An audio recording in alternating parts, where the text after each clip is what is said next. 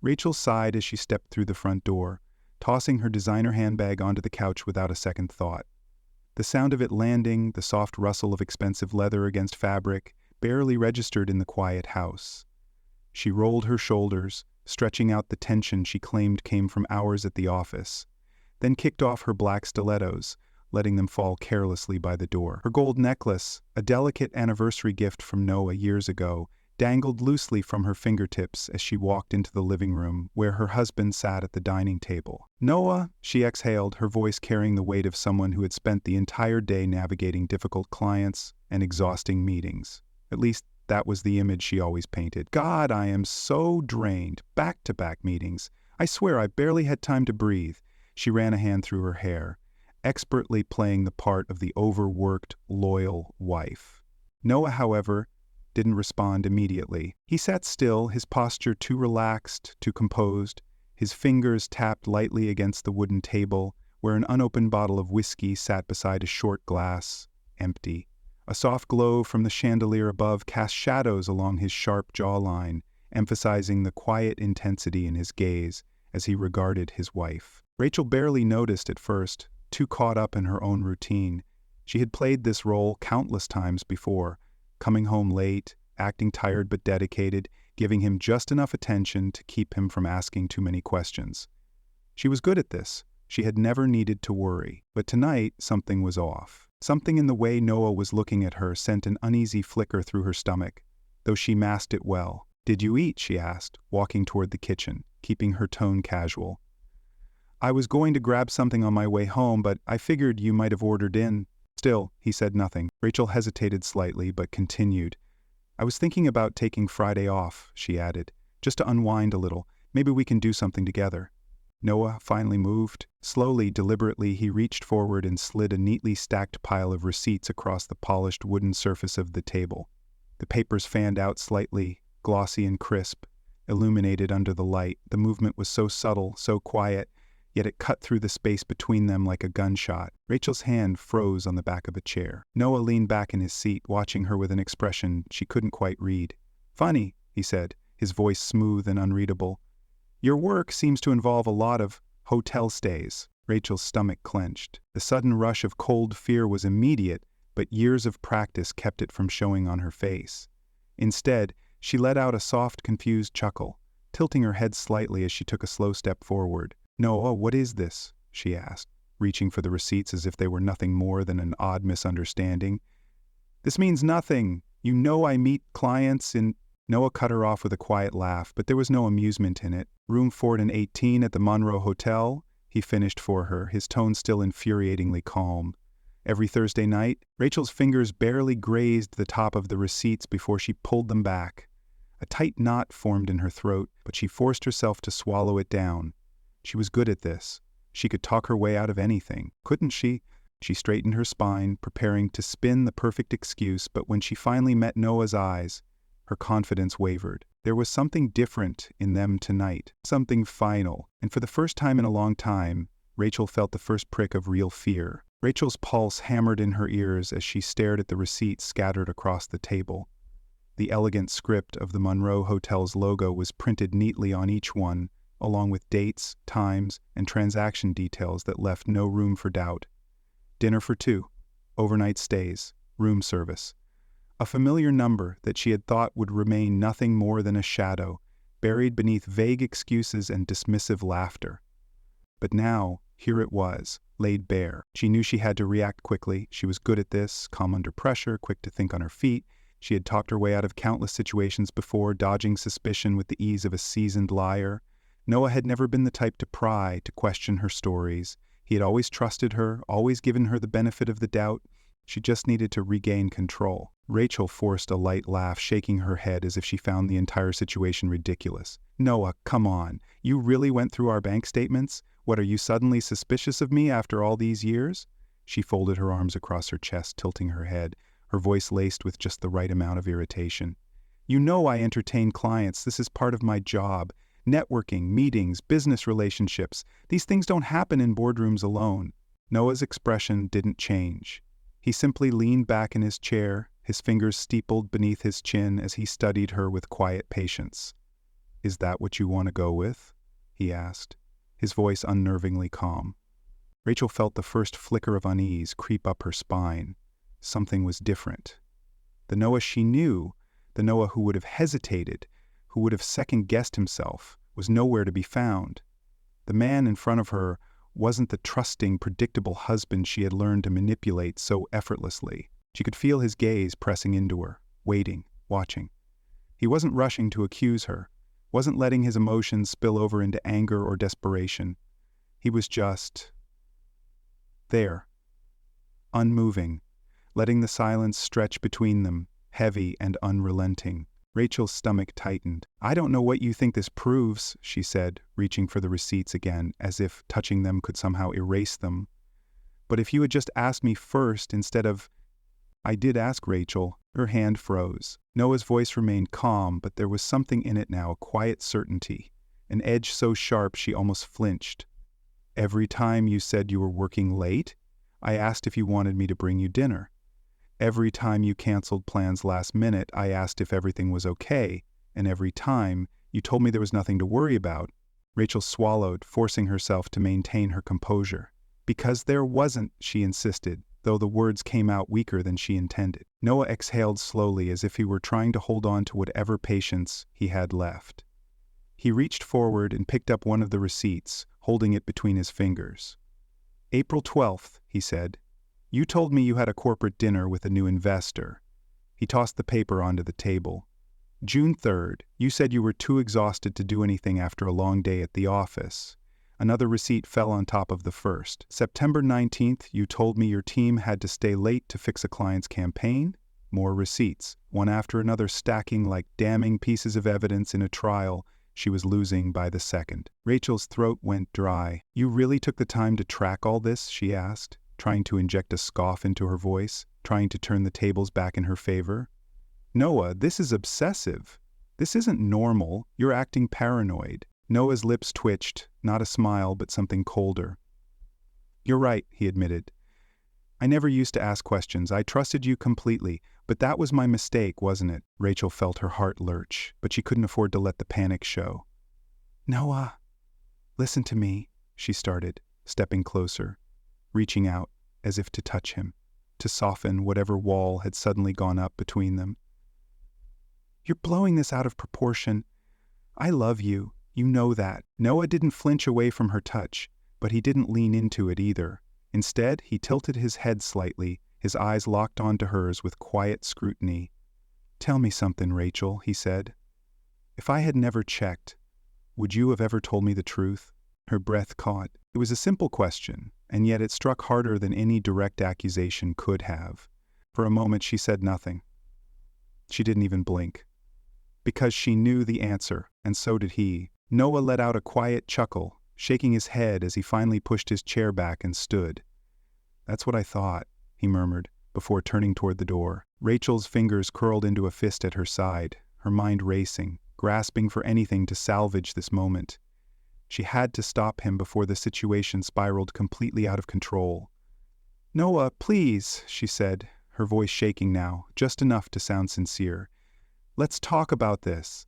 He paused, hand resting on the back of his chair, but he didn't turn around. "We are talking, Rachel," he said simply, "and for once you have nothing to say." She felt the walls closing in. For the first time, words weren't enough to save her, and that terrified her more than anything. Rachel's breath came shallow and uneven as Noah stepped away from the table. She had always been in control. Always. Conversations, confrontations, even fights.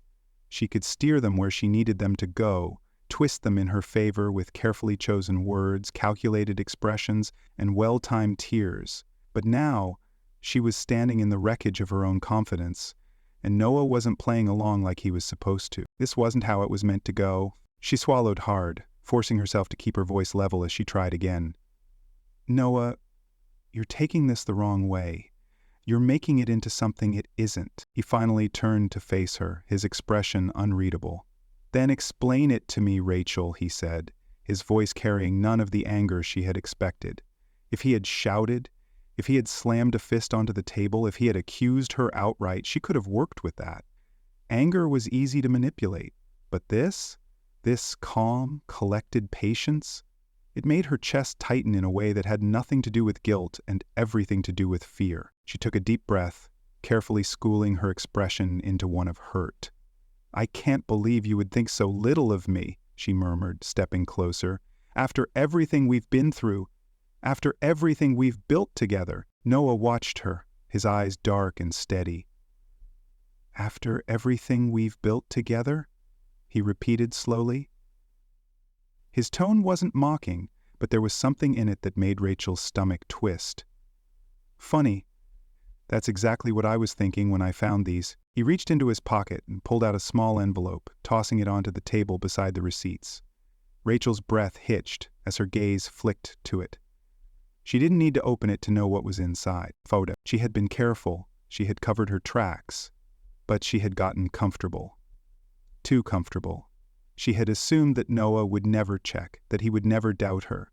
That had been her mistake. Her fingers trembled slightly as she reached for the envelope, but she hesitated before picking it up. Instead, she forced a bitter laugh. "This is insane," she muttered, shaking her head. "What, did you hire a private investigator or something?" Noah didn't answer. He didn't need to. The silence was enough. Rachel's lips parted, but for the first time, she had no idea what to say. The door clicked shut behind Noah, leaving Rachel standing in the silence of their once shared home. It was strange how the air felt different now, heavier, almost suffocating. The house hadn't changed. The furniture was still perfectly arranged, the soft hum of the refrigerator still filled the background, and the faint scent of Noah's cologne lingered in the air, but something was missing. Noah, she had always assumed he would be here no matter what, that no matter how badly she screwed up, he would stay. He was predictable, stable, hers. But now, for the first time, she wasn't so sure. Rachel's fingers curled around the back of the dining chair as her knees weakened beneath her. She had to sit down. She had to breathe. But as she lowered herself into the chair, her gaze fell onto the scattered receipts and damning photographs Noah had left behind. A lump formed in her throat. She reached out, almost hesitantly, flipping through the receipts one by one. They were just slips of paper, nothing more than numbers and dates, but now they carried a weight she couldn't ignore. Each one was proof, not just of her infidelity, but of her arrogance, her recklessness, her belief that she would never be caught. Noah had laid them out so carefully. He hadn't yelled, hadn't thrown accusations or demands at her. He had simply shown her the truth and watched as she drowned in it. A shuddering breath escaped her lips. What had she expected? That he would fight for her? That he would get angry, demand an explanation, and then somehow, miraculously, agree to work through it? Maybe a part of her had wanted that. Maybe she had counted on it. But instead, Noah had walked away. And that scared her more than anything. Rachel pressed her hands against her face, her breath shaky as the weight of reality settled in. She had lost control of the situation. No amount of words, no clever excuses or well-timed tears could undo what had already been done. For the first time in a very long time, she had no power. Her phone buzzed on the counter, snapping her out of her thoughts. She reached for it instinctively, a desperate hope flickering in her chest. Maybe it was Noah. Maybe he had changed his mind. But when she glanced at the screen, her heart sank. "Brandon." Rachel let out a bitter laugh, a hollow, humorless sound. Of course it was him. The man she had risked everything for. The man she had convinced herself was worth it. Her fingers hovered over the screen before she finally rejected the call. Brandon wasn't worth it. Not anymore. He never had been. The realization hit her like a punch to the gut. She had destroyed her marriage, thrown away years of trust and devotion, all for what? A man who had never once offered her anything real? A man who had enjoyed the affair, but had never promised her a future? Rachel set the phone down, feeling sick. Noah had been right about everything. She had made a choice, over and over again, and now she had to live with it. She forced herself to her feet, walking aimlessly through the house. It felt colder now, emptier. In the living room, a framed photo of their last vacation together sat on the mantel. She picked it up, tracing her fingers over Noah's face. He had been smiling, his arm wrapped around her, blissfully unaware of the betrayal brewing beneath the surface. Would he ever smile at her like that again? A lump formed in her throat. She wanted to believe that there was still hope, that she could somehow fix this. But as she stood there, staring at the life she had so carelessly torn apart, a deeper fear crept in. What if Noah didn't come back? What if this wasn't just a fight? Something they could work through with time? What if she had lost him forever? The thought sent a wave of panic crashing over her. She turned toward the door, half expecting to hear the sound of his car returning, for him to storm back inside and demand to hear her side of the story. But the street outside was silent. The driveway was empty. Noah wasn't coming back. Not tonight. Maybe not ever. Rachel's legs finally gave out, and she sank onto the couch, gripping the photo frame in her trembling hands. A tear slipped down her cheek, followed by another, until she was openly sobbing into the stillness of the home she had once shared with the only man who had ever truly loved her. And now, she had no one left to blame but herself. She had spent months, years even, crafting the illusion of a perfect wife. She knew how to balance just the right amount of affection and distance, how to create an alibi that seemed effortless. But now, with the evidence laid out in front of her, she realized something chilling. Noah had known before this moment. This wasn't the beginning of the conversation for him, it was the end. And he was watching her, waiting to see how she would try to crawl her way out of it. Rachel inhaled sharply and grabbed the envelope with sudden determination. If she could just see what he had, maybe, just maybe, she could still salvage this. But as she slid the photos out and flipped through them, her pulse skyrocketed, and there was no room for interpretation, no vague images she could dismiss as coincidence. A shot of her standing outside the Monroe Hotel, looking over her shoulder before slipping inside. A picture of her at dinner with Brandon, her hand resting on his wrist in a way that wasn't remotely professional. And then, the one that made her vision blur, the two of them together in a dimly lit hotel room, her dress half undone, her body angled toward him in a way that left no doubt as to what had happened. The air in the room felt too thick to breathe. "Noah," she whispered, her voice barely audible. He leaned against the table, arms crossed, watching her with an unreadable expression. "How long, Rachel?" Her throat tightened. "It's not how long." His voice was quiet, but the force behind it stopped her dead. She hesitated for too long. Noah's gaze didn't waver. He didn't rush her for an answer. He simply waited, letting the weight of the silence crush her until she had no choice but to respond. Rachel exhaled shakily, her fingers gripping the photos so tightly that they bent. "A year," she admitted, the words barely more than a breath. Noah closed his eyes for a brief moment, as if confirming something to himself. Then he nodded once. "A year," he repeated, almost to himself. "A full year." Rachel felt a rush of desperation claw its way up her throat. She reached out, grasping for his arm, his hand, anything. "Noah, please." It didn't mean anything. He pulled away before she could touch him. That, more than anything, made her stomach drop. "No," he said simply, shaking his head. It meant everything. Rachel's vision blurred. "Noah, I love you." He let out a quiet, bitter chuckle. "You love me," he echoed, as if the words were foreign. "Is that what you told Brandon?" She flinched. For the first time since this conversation had begun, a flicker of emotion crossed Noah's face. Not anger, not sadness, just disappointment. Rachel felt her carefully built world slipping through her fingers. She had spent so much time assuming that Noah would never find out, that if he ever did, she could handle it. But she had underestimated him, because this wasn't a man who was heartbroken. This was a man who was done. And for the first time, Rachel realized that no amount of words could change that. Rachel's mind raced, her pulse pounding so loudly that she could barely think. A year. She had admitted it out loud. She had handed Noah the truth he had already known, but somehow saying it made it feel more real. More damning. She needed to fix this. Her fingers gripped the photos, knuckles white as she searched for the right words, the perfect combination of sorrow, regret, and justification that would make him listen. She had talked her way out of worse situations before. She had spun her way out of bad decisions, twisted facts until they resembled something softer, something she could control. This could still be salvaged. "Noah," she started, her voice thick with emotion, forcing herself to look at him with wide, pleading eyes. "I know how this looks, but you have to understand. It wasn't about love. It was never about love. It was stupid, it was reckless. But it was never meant to hurt you." Noah exhaled slowly, pressing his fingers against his temples for a moment before looking at her again. His eyes, once so warm, so full of quiet adoration, were unreadable now. Empty. Rachel swallowed hard and kept going, desperation creeping into her voice. I lost myself, Noah. I've been under so much stress, the job, the expectations, the monotony of Noah's head tilted slightly. Monotony? Rachel faltered. That's not what I meant. That's exactly what you meant. His voice wasn't loud, but it carried the weight of finality.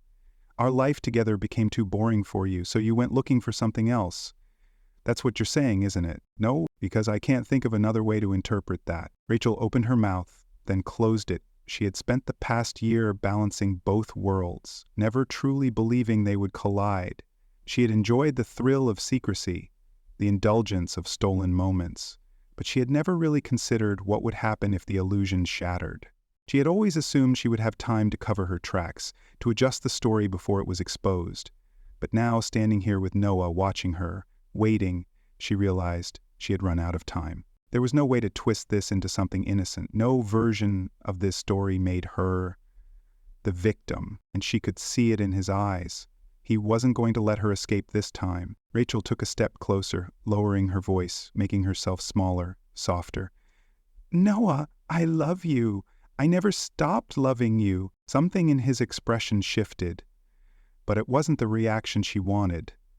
There was no relief, no hesitation, only quiet disappointment. Love? He let out a slow, bitter chuckle, shaking his head. You don't do this to someone you love, Rachel. Tears burned at the back of her eyes. Please, Noah. I don't want to lose you. He studied her for a long moment, and for a second, just a second, she thought she saw something break in his gaze, a flicker of pain, maybe even sadness, but it passed as quickly as it came. You lost me a long time ago, he said quietly. Rachel felt the air leave her lungs. Noah reached down, picking up the last photograph from the pile, the one that made her stomach turn, the one of her and Brandon in their bedroom. Their bedroom. He held it between his fingers, staring at it as if memorizing every detail, then exhaled and set it back down. This house, our house, was supposed to be sacred, he said, his voice devoid of anger, just cold, steady fact. And you brought him here. Rachel opened her mouth, but no sound came out. What was there to say? She had crossed a line she could never uncross. She had always assumed Noah's love was unshakable, that no matter what, he would stay. She had counted on it, relied on it, taken comfort in it. But now, for the first time, she saw it clearly. He wasn't fighting for her. He wasn't trying to fix this. He was letting go. A wave of panic surged through her. Noah, we can work through this. People survive worse than this. Noah exhaled a quiet laugh, but there was nothing warm about it. Do they? Yes, Rachel insisted, stepping forward, her hands trembling as she reached for his arm. You don't just throw away a marriage over a mistake. Noah pulled away, shaking his head. A mistake is something you do once. This? He gestured to the receipts, the photos, the undeniable truth. This was a choice. Over and over again. For a year. Rachel's breath hitched, and her vision blurred with tears. Noah stood still for a moment, as if considering something, then turned and picked up his car keys from the counter. He moved with a quiet finality, a man who had already made up his mind. Rachel's heart pounded. Where are you going? He didn't answer immediately. He stared at the keys in his hand for a moment, before lifting his gaze back to her. I don't need an explanation, Rachel, he said, voice calm but firm. I needed honesty.